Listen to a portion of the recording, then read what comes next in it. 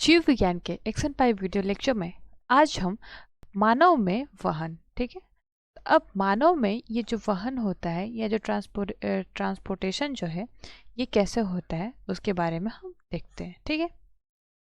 तो अगर हम मानव में देखें तो ये जो ट्रांसपोर्टेशन की जो क्रिया है, जो ट्रांसपोर्टेशन है या फिर वहन की जो क्रिया है, ये कौन कराता है? तो ये रुधिर कराता है। ये रुधिर की वजह से होता है, ठीक है। ये रुधिर ही या फिर ये ब्लड क्या करता है? वहन की क्रिया को करता है। अभी जो ब्लड है, हम जानते हैं कि जो ब्लड है ये क्या है? तरल संयोजी उत्तक है, यानी कि लिक्विड कनेक्टिव टिश्यू है, संयोजी उत्तक है। और इसका जो तरल माध्यम है वो क्या होता है? प्लाज्मा मेम्ब्रेन होता है। ये जो रुधिर है, ये जो ब्लड है, ये क्या है? तरल संयोजी उत्तक है या फिर लिक्विड कनेक्टिव टिश्यू है। और इसका जो ये जो तरल माध्यम होता है, जो ये लिक्विड मीडियम जो है वो क्या है? प्लाज्मा है। क्या है? प्लाज्मा।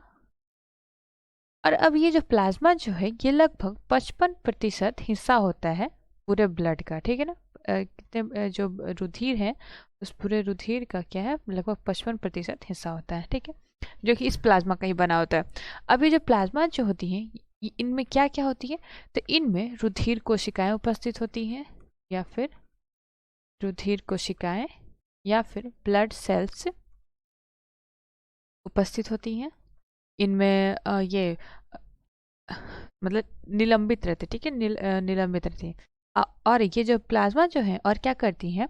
ये भोजन भोजन ये भोजन, कार्बन डाइऑक्साइड और तथा जो नाइट्रोजन के जो वेस्ट प्रोडक्ट होते हैं, यानी कि नाइट्रोजन के जो रज पदार्थ होते हैं, रज पदार्थ जो होते हैं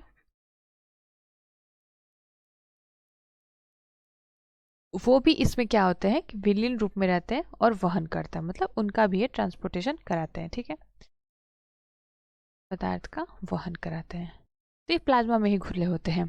अब जो दूसरा जो होता है हमारे इसमें वो है ब्लड सेल्स या फिर कॉर्पस्कल्स। क्या है? रुधिर कोशिका या फिर कॉर्पस्कल्स, ठीक है, या फिर ब्लड सेल्स।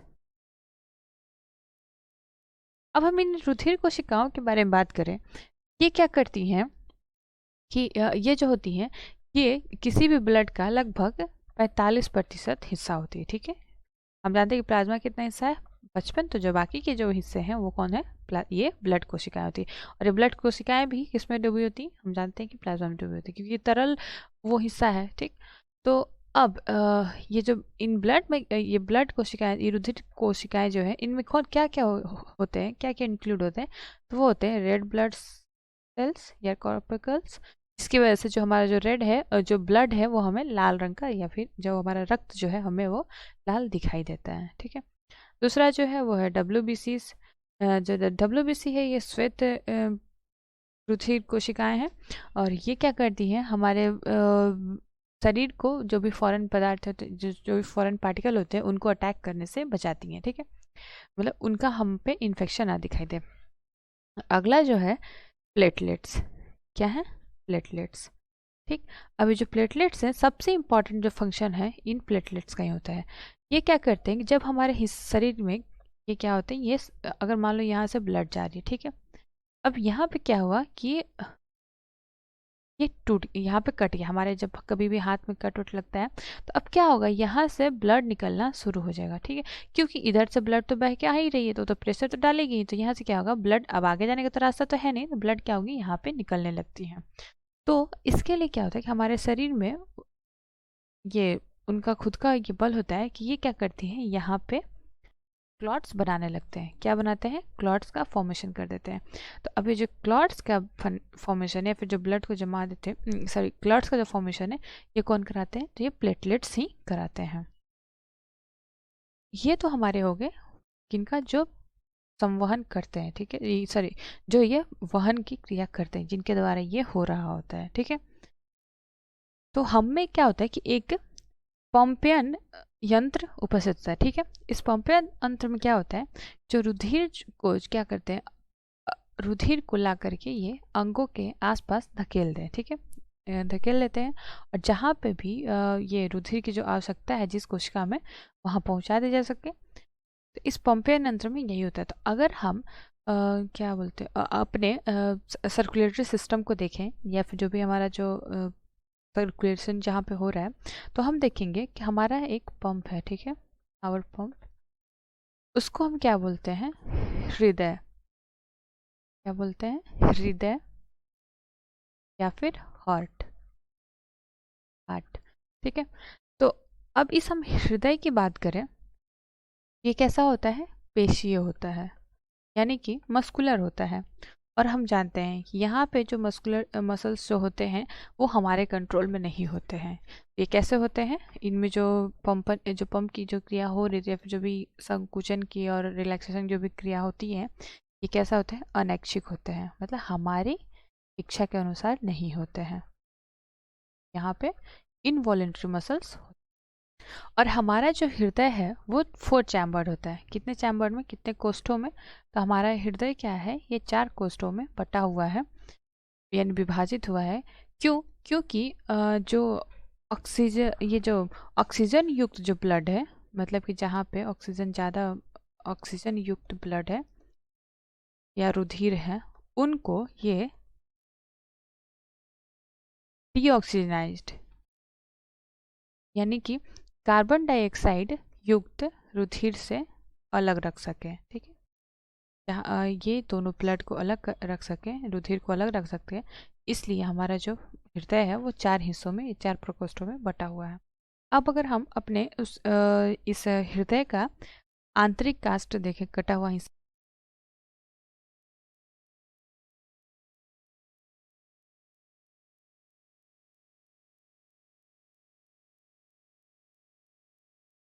ठीक है, तो ये हमारे हृदय का आंतरिक हिस्सा है, ठीक है, मतलब जो हमने इसको काटा है, फिर हम उसके बाद इसका हिस्सा देख रहे हैं, ठीक है।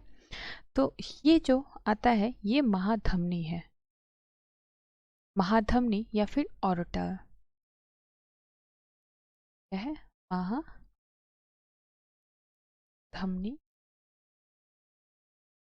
या फिर ऑर्टा। और ये जो नलिकाएं जो यहाँ से निकल रही हैं, ये हैं उस, तो यहाँ से ये जो निकलती हैं, ये जो निकल रही हैं, ये क्या है, फुफ्फुस धमनियाँ हैं, ठीक है, धमनी या फिर पल्मोनरी आर्टरीज। और ये जो यहाँ से नलिकाएं जो निकलती है छोटी छोटी, इनको हम बोलते हैं फुफ्फुस शिरा। क्या बोलेंगे, फुफ्फुस शिरा या फिर पल्मोनरी वेन, पल्मोनरी वेन बोलेंगे, ठीक है। अब मैंने बोला कि हमारा जो हार्ट होता है ये कितने चैम्बर में होता है, तो 4 कोष्ठों में बटा होता है। यही वो 4 कोष्ठ हैं, 1 2 3 4, ठीक है। तो ये जो हमारे जो ऊपर जो होते हैं, ये ऊपर वाले जो होते हैं, ये होते हैं आलिंद। क्या होते हैं ये, अलिंद होते हैं। तो ये हमारा है या फिर एट्रियम बोलते हैं हम इनको, ये हमारा दायां अलिंद, दायां अलिंद, और ये है बायां अलिंद।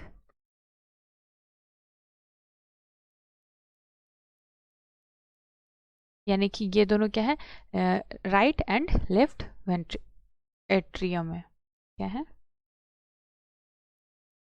राइट और लेफ्ट एट्रियम है, ठीक, ये राइट है और ये लेफ्ट है। अब ये जो दूसरे जो ये जो दोनों हैं, ये भी क्या है, ये दायां निलय है, ये क्या है हमारा, दायां निलय, और ये जो होता है हमारा बायां निलय।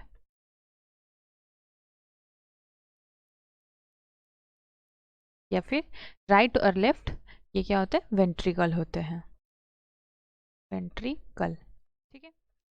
तो हमने देखा 4 हिस्से हैं, जो 2 ऊपर के जो होते हैं वो अलिंद होते हैं या फिर एट्रियम होते हैं, तो राइट और लेफ्ट एट्रियम, और जो नीचे वाले जो होते हैं वो निलय होते हैं, और ये क्या होते हैं, लेफ्ट और राइट और लेफ्ट वेंट्रिकल।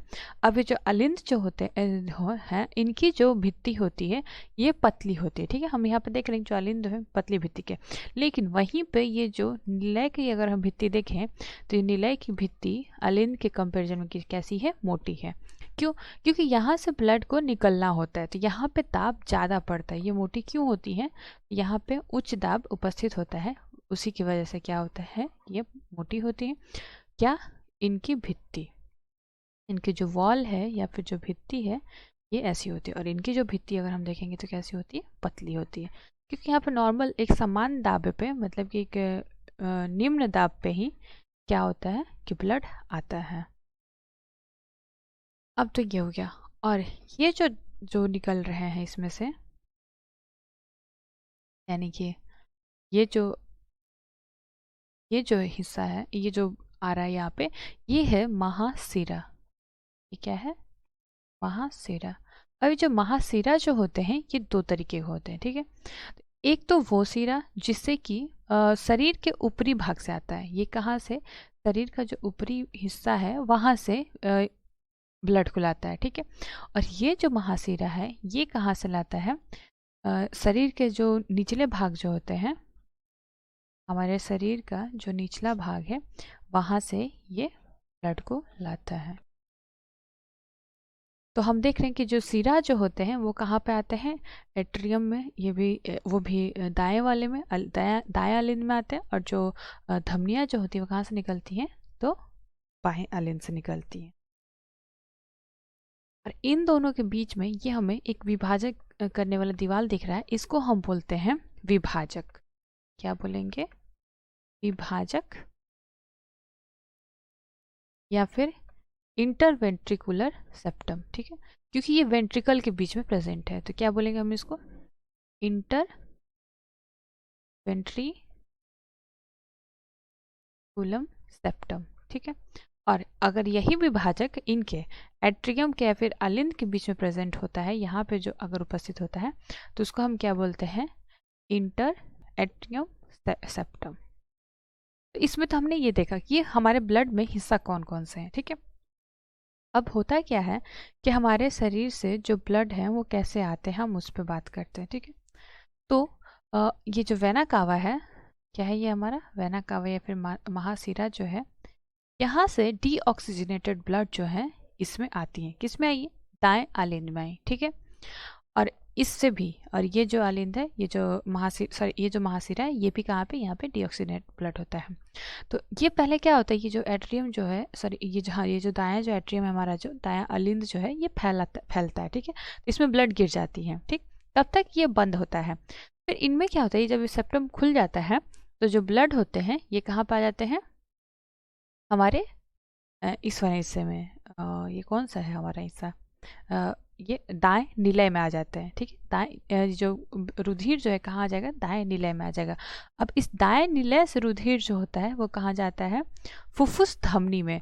अभी जो पल्मोनरी आर्टरी जो होते हैं ये क्या करती हैं? डीऑक्सीजनेटेड ब्लड को कैरी करती है। अब हम ऑक्सीजनेटेड ब्लड की बात करें, और ये कहाँ इधर भी जा सकते हैं, पल्मोनरी आर्टरी में ये जाते हैं, ठीक है।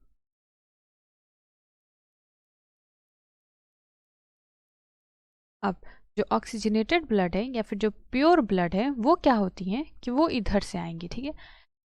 ये जो हमारा जो पल्मोनरी वेन है इनके द्वारा कहाँ पे आएंगी? पहले इस हमारे बाएं आलिंद में आती हैं। किसमें? ये जो लेफ्ट एट्रियम जो है इसमें पहले ब्लड आता है, और ये फिर प्योर ऑक्सीजनेटेड ब्लड कहाँ जाएगा? तो ये जाएगा फिर हमारे ये लेफ्ट वेंट्रिकल में जाएगा, यानी कि बाएं निलय में जाएगा, ठीक है। और फिर यहाँ से ब्लड निकल के करके कहाँ जाएगा? तो ये यहाँ से निकलता है, ये ओरोटा के द्वारा कहाँ निकल के जाएगा? शरीर के बाकी हिस्सों में जाता है, ठीक है। तो यही होता है कि डीऑक्सीजनेटेड ब्लड और ऑक्सीजनेटेड ब्लड किस तरीके से यहाँ पे अलग दिख रहे हैं, ठीक है। अब ये अलग कैसे हो गई? ये सेप्टम के द्वारा ही ये अलग हो रहा है, ठीक है। तो जो मतलब कि ये कार्बन डाइऑक्साइड से ज़्यादा जो ब्लड युक्त होते हैं उनको कौन कैरी करते हैं? तो ये दाएं वाले हिस्से करते हैं। और इन ये किसके द्वारा बाहर निकलते हैं? तो ये फुफ्फुस आर्टरी जो होते हैं या जो धमनी जो होते हैं या फिर पल्मोनरी आर्टरी जो होते हैं उनके द्वारा हम इनको बाहर निकाल देते हैं। और जो अब ऑक्सीजन से जो युक्त जो रुधिर होते हैं वो कहाँ आते हैं, बाएं हिस्से में आते हैं, और बाएं हिस्से में के जो अलिंद और निलय होते हैं इनको कहाँ से, अरोटा के द्वारा या फिर महाधमनी के द्वारा कहाँ पहुंचा देते हैं, शरीर के बाकी हिस्सों में पहुंचा देते हैं। तो यहाँ पे तो हमने ये देखा। और यहाँ पे हाँ, ये जब फैलते हैं तो इनमें ब्लड आता है, और जब ये सिकुड़ते हैं तो फिर अगले हिस्से में अपने ब्लड को भेज देते हैं। मतलब इनमें जब संकुचन जब होता है, जब ये संकुचित होते हैं, तभी इनके अगले हिस्से में यानी कि अगला जो कोष्ठ है उसमें रुधिर जा पाता है। अब अगर हम बोल रहे हैं डीऑक्सीजनेटेड ब्लड और ऑक्सीजनेटेड ब्लड की बात कर रहे हैं तो आपको नहीं समझ में आ रहा कि मैं क्यों बोल रही हूँ, ठीक है। ऐसा ब्लड तो ब्लड होता है। तो इसके लिए हम एक और पॉइंट डिस्कस करेंगे, ठीक है। तो इसमें हम क्या डिस्कस करेंगे, जो लंग्स है हमारा, जो फुफ्फुस है। अब हम यहाँ पे ऑक्सीजन ये ऑक्सीजन युक्त या फिर कार्बन डाइऑक्साइड युक्त रुधिर की बात करें तो हम देखते हैं कि ये कैसे होता है। तो फुफ्फुस में जो, फुफ्फुस किसको बोलते हैं, लंग्स को बोलते हैं। तो फुफ्फुस में हम क्या करते हैं, ऑक्सीजन रुधिर का प्रवेश कराते हैं, ठीक है। तो इसका हम पूरा क्रिया देखते हैं ये कैसे होता है।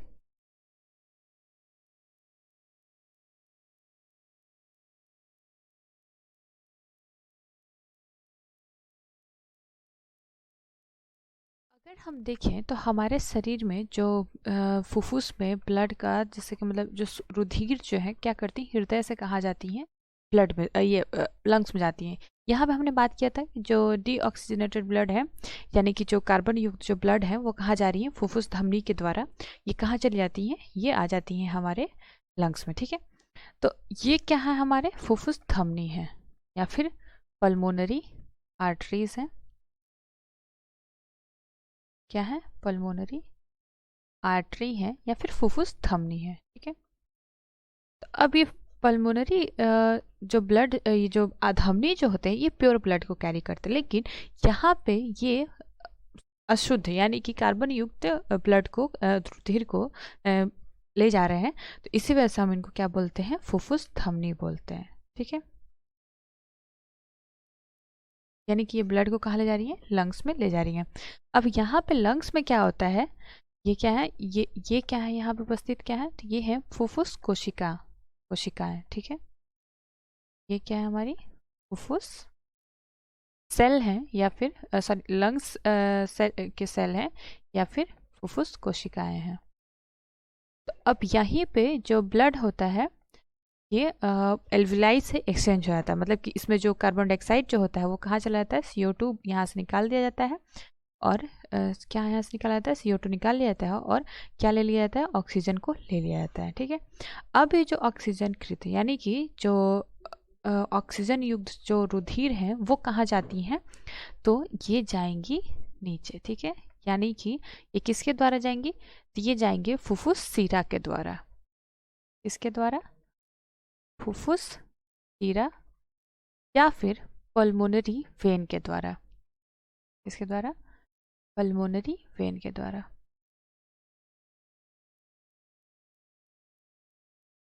ठीक है। ये हृदय को में जाती है, ठीक है। और अब ये जो हृदय के किस हिस्से में जा रही है, पहले दाएं सॉरी ये लेफ्ट एट्रियम में जाती हैं, ठीक है। और इस लेफ्ट एट्रियम में जब कॉन्ट्रैक्शन होता है, मतलब कि जब ये संकुचित होती हैं तो ये किस में धक्का देती हैं, इनको लेफ्ट वेंट्रिकल में देती हैं। और यहाँ पे जब संकुचित होता है तो ये कहाँ पे जाता है, ये यहाँ से इस धमनी के द्वारा कहाँ पहुँच जाता है, शरीर के बाकी हिस्सों में। यानी कि ये महाधमनी कौन थी हमारी, महाधमनी थी ऑरोटा, ठीक है। ऑरोटा की हेल्प से ये कोशिकाओं तक पहुंच जाता है। ये कैसे ब्लड है, ये ऑक्सीजन युक्त है, यानी कि यहाँ पे ऑक्सीजन, इस ब्लड में क्या करते हैं, ऑक्सीजन प्रेजेंट है, ठीक है। तो ये हमारे कौन से शरीर के, हमारे बॉडी के कोशिकाएं हैं, ठीक है, हमारी बॉडी की कोशिकाएं हैं, ठीक है। तो हमने देखा कि जब कोशिकाएं जब अपना कार्य कर लेती हैं तो ये क्या करती हैं, इनमें क्या होता है कि कार्बन डाइऑक्साइड बन जाता है। क्या बन जाता है, इनमें कार्बन डाइऑक्साइड आ जाता है। और ये जो कार्बन डाइऑक्साइड जो है वो ब्लड में चला जाता है, और ये जो ब्लड को क्या करता है, ये जो ब्लड है इसको कौन कैरी करता है, इसको आगे ले जाता है महासीरा, कौन ले जाएगा? महाशिरा, यानी कि वेना कावा। जो वेना कावा था वो ब्लड को कहाँ ले जाएगा? तो वो ब्लड को इसके हृदय के, हमारे हृदय के किस राइट एट्रियम में ले जाता है, और फिर राइट एट्रियम से कहाँ जाता है? राइट ऑरिकल, राइट वेंट्रिकल में जाता है, और राइट वेंट्रिकल से कहाँ जाता है फिर ये फुफ्फुस धमनी द्वारा या फिर पल्मोनरी आर्टरी द्वारा कहाँ पहुंचा जाता है? लंग्स में। तो यही जो क्रिया होती है ये पूरे क्रिया हमारे शरीर में चलती रहती है, और इसी के द्वारा हम ऑक्सीजन को या फिर कार्बन डाइऑक्साइड को क्या कर पाते हैं? एक्सचेंज कर पाते हैं। मतलब कि जो कार्बन डाइऑक्साइड है वो हमारे शरीर से निकल करके कहाँ चली जाती हैं?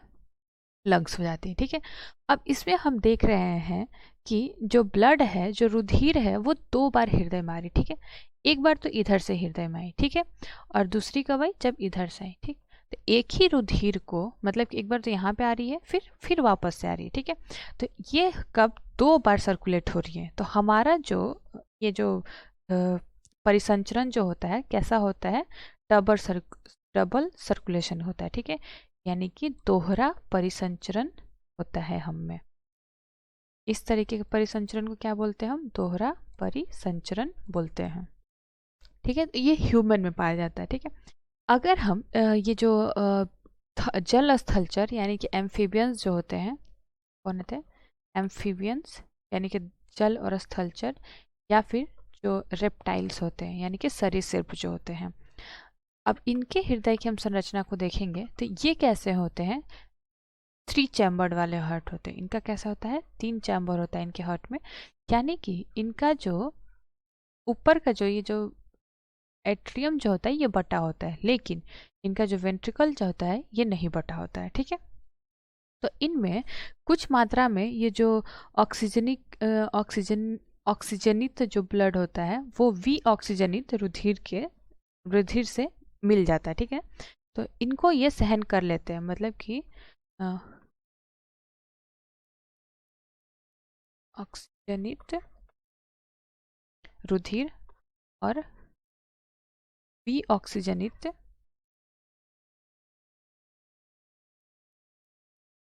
रुधिर के मिलन को, यानी कि इनका जो मिश्रण होता है, इनको ये क्या करते हैं? सहन कर लेते हैं। ठीक है, और वहीं अगर हम मछली की बात करें, ठीक है, किसकी बात करें? मछली की या फिर फिश की बात करें, तो ये फिश क्या करती हैं? इनमें क्या होता है? 2 चैम्बर्ड ही हार्ट होता है। इनका जो हार्ट होता है ये कैसा होता है? 2 चैम्बर्ड होते हैं। ठीक है, तो इनमें जो साइकिल जो पाया था एक ही पाया था। क्या वो वाटर आया, वाटर में ऑक्सीजन अलग किया गया, क्या किया गया? ऑक्सीजन को अलग किया जाएगा, और ऑक्सीजन को यहाँ पर अलग करके ऑक्सीजन को कहाँ हम सीधे भेज देते हैं? सेल में भेज देते हैं। ठीक है, तो इनमें जो साइकिल जो होता है, जो सर्कुलेटरी सिस्टम जो होता है, कितना होता है? 1 टाइप का होता है। तो हम बोल देते हैं इनमें एक एकल परिसंचरण होता है। ऐसा परिसंचरण होगा, इन मछलियों में एकल परिसंचरण होता है। अब हृदय में क्या होता है कि वॉल्व्स प्रेजेंट होता है। हमारे जो हृदय हैं इनमें क्या उपस्थित होता है? वॉल्व प्रेजेंट होता है। ये वॉल्व क्यों होता है? इस वॉल्व का जो मेन क्रिया है या जो भी कार्य है वो है कि जो रुधिर का जो हो वो वापस, मतलब कि बैक फ्लो ना हो। ब्लड जो है बैक फ्लो को प्रिवेंट करने के लिए, बैक फ्लो से बचाने के लिए वॉल्व्स उपस्थित होते हैं। अब इसमें क्या होता है कि जैसे कि रुधिर को क्या है कि एक ही दिशा में चलना चाहिए। ठीक है, अब ये नहीं कि वापस उसी दिशा में, जिस दिशा से आ रहे हैं उसी दिशा में वापस भी जाने लगेंगे, ऐसा नहीं होना चाहिए। ठीक है, रुधिर का एक ही दिशा में बहना आवश्यक होता है। अब अगर हम देखें तो हमने नलिकाओं के बारे में, रुधिर वाहिकाओं के बारे में हम देखते हैं। ये नलिकाएं जो होती हैं डिफरेंट डिफरेंट टाइप की होती हैं। एक तो हमें होता है धमनी, एक होता है शिरा, और एक होता है कैपिलरीज। ठीक है,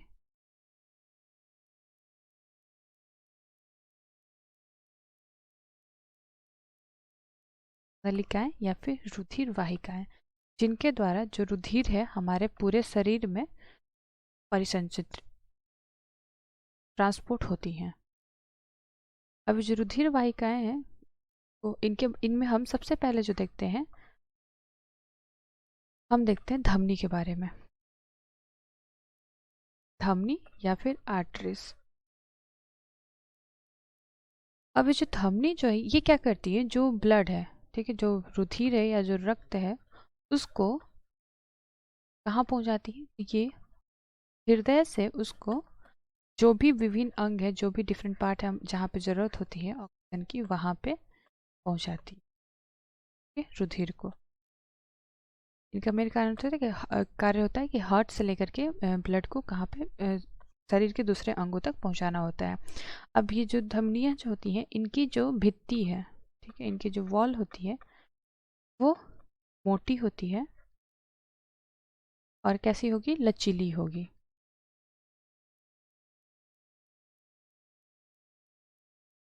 क्यों?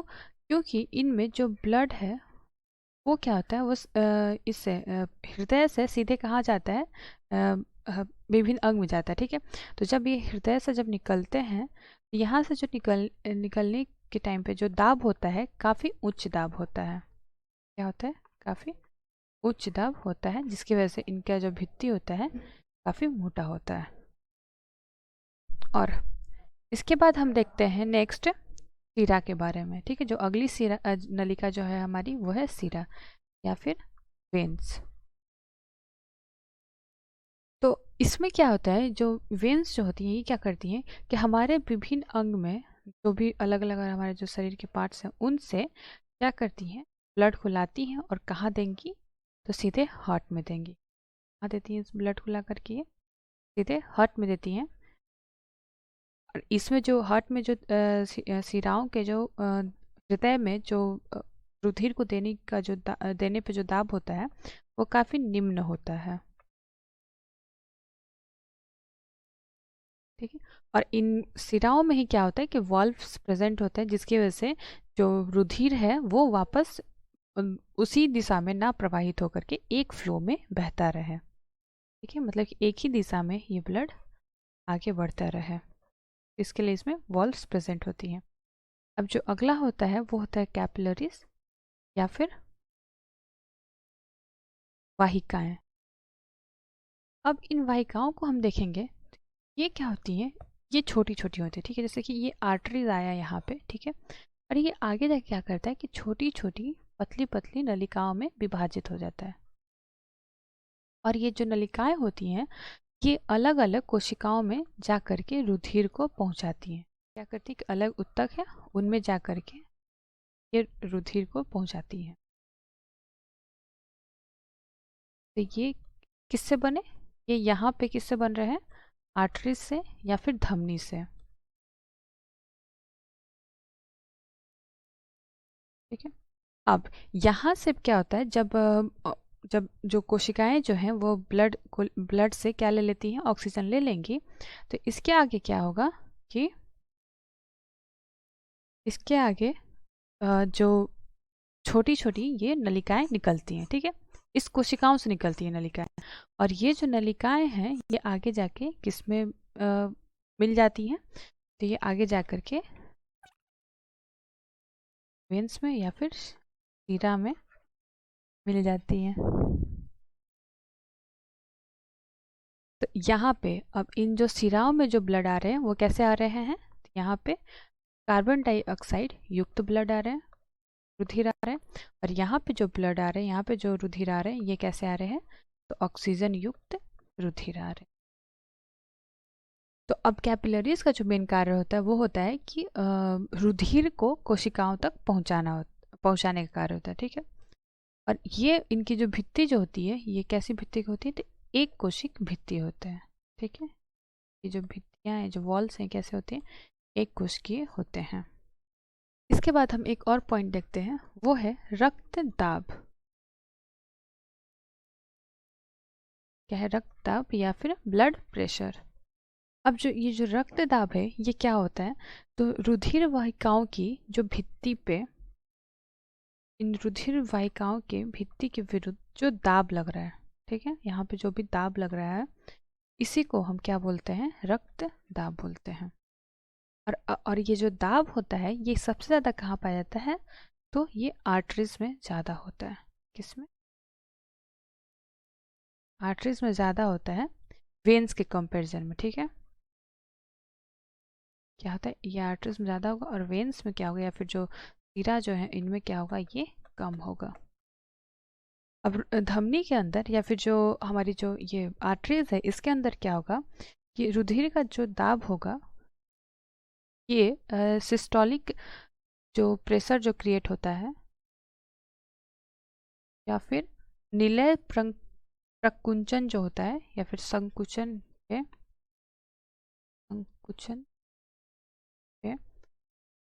दौरान ये दाब लगता है। ठीक है, मतलब कि जब ये सिस्टोलिक जो होता है ना, जो हमने पढ़ा था कि यहाँ पे जो ये हार्ट जो होता है ये करेक्ट होते हैं और तब जाके ब्लड जो होता है आगे मूव करता है। तो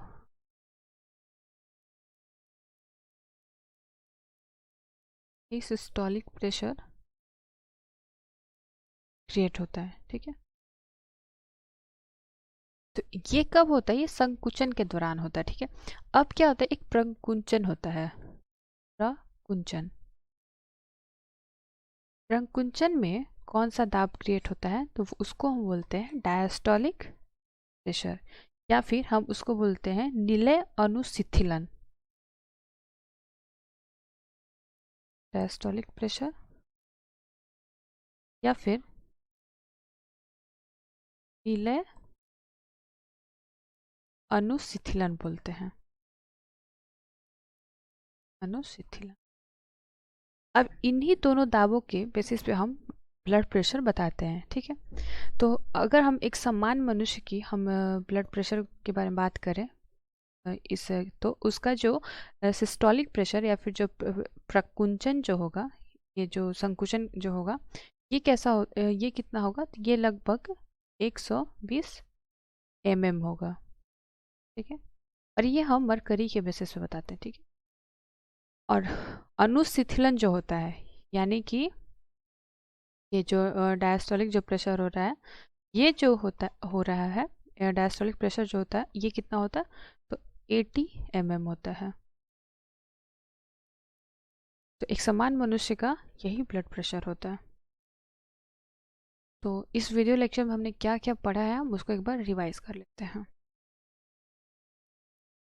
इसमें हमने मानव के वहन के बारे में पढ़ा है। तो इनमें जो वहन की जो मेन जो भूमिका जो वहन में जो मेन भूमिका जो निभाते हैं वो होते हैं ब्लड।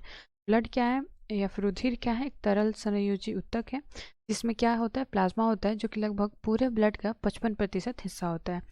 और इसमें रुधिर कोशिकाएं निलंबित होती हैं और ये भोजन और कार्बन डाइऑक्साइड और नाइट्रोजन के जो ब्रज पदार्थ होते हैं उनका भी ये ट्रांसपोर्टेशन या फिर वहन कराते हैं।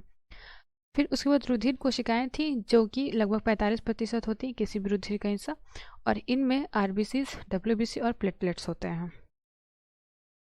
उसके बाद हमने अब हमारा पंप ये पंपियन यंत्र जो था उसके बारे में हम पढ़ा। तो इसमें हमारा जो पंप था वो क्या था? हृदय था।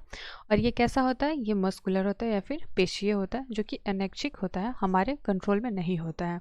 हमारा जो हृदय है वो 4 कोष्ठों में या फिर 4 चैम्बर्ड होता है। और हमने देखा था कि हमारे हृदय में जो 4 प्रकोष्ठ होते हैं वो कौन से होते हैं? दायां अलिंद, बायां अलिंद, दायां निलय और बायां निलय। ठीक है, अब ये आपस में विभाजित जो होते हैं ये विभाजक के द्वारा विभाजित रहते हैं। क्यों? क्योंकि जो ऑक्सीजन युक्त जो ब्लड है या फिर जो कार्बन डाइऑक्साइड जो युक्त ब्लड है वो अलग अलग रह पाए। ठीक है, उनमें वो मिक्स ना हो। अब इसमें जो इस दाएं आलिंद में जो डीऑक्सीजनेटेड ब्लड जो लाते हैं वो 2 महाशिरा के द्वारा आता है। ठीक है, एक जो महाशिरा होता है वो हमारे शरीर के निचले हिस्सा से आता है और जो दूसरा जो महाशिरा होता है वो हमारे शरीर के ऊपरी हिस्सा के सारे ब्लड्स को लाता है और वो इस हृदय के दाएं आलिंद में छोड़ता है। ठीक, फिर अब इसमें जब कॉन्ट्रैक्शन होता है तो जो ब्लड है या फिर जो रुधिर है वो आगे किसमें जाएगा? दाएं निलय में जाएगा और यहाँ से ये पल्मोनरी आर्टरीज के द्वारा या फिर फुफ्फुस धमनी के द्वारा लंग्स में जाते हैं। अब वहाँ लंग्स से क्या होता है कि ऑक्सीजनेटेड ब्लड यानी कि ऑक्सीजन युक्त रुधिर हमारे इस बाएं आलिंद में आते हैं। फिर उस बाएं आलिंद से कहाँ जाते हैं? बाएं निलय में, और इस बाएं निलय से ये महाधमनी के द्वारा शरीर के बाकी हिस्सों में जाते हैं। हमने क्या देखा? अब फुफ्फुस में जो फुफ्फुस और जो हृदय का जो कार्य है वो कैसे होता है। तो हमने देखा कि जो कोशिकाएं जो हैं ये डीऑक्सीजनेटेड ब्लड जो ब्लड होता है इनमें डीऑक्सीजनाइट हो जाता है, मतलब कि इसमें कार्बन डाइऑक्साइड ज़्यादा हो जाते हैं।